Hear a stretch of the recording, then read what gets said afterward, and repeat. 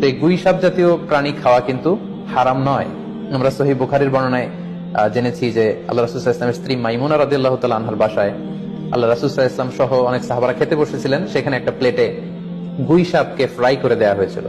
তো রাসূল সাল্লাল্লাহু আলাইহি ওয়াসাল্লাম খেয়াল না করে সাধারণ গোশত মনে করে সেখানে তিনি হাত দিচ্ছিলেন। তখন অনেক সাহাবারা, মহিলা সাহাবারা বললেন, ইয়া রাসূলুল্লাহ, এটা তো দব, এটা তো গুই সাপ। এই কথা শুনে আল্লাহ রাসূল সাল্লাল্লাহু আলাইহি ওয়াসাল্লাম সেখান থেকে হাতটা সরিয়ে নিলেন। তো এই দৃশ্য দেখে খালিদ ইবনে ওয়ালিদ রাদিয়াল্লাহু তাআলা আনহু উনি জিজ্ঞেস করলেন, ইয়া রাসূলুল্লাহ, গুই সাপ খাওয়া কি হারাম?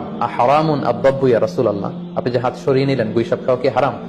আল্লাহ রাসূল সাল্লাল্লাহু আলাইহি ওয়াসাল্লাম বললেন যে না, গুই সাপ খাওয়া হারাম নয়, তবে আমি এটা খেয়ে অভ্যস্ত নই, আমাদের এলাকাতে এটা পাওয়া যায় না, এজন্য আমি এটা খাচ্ছি না।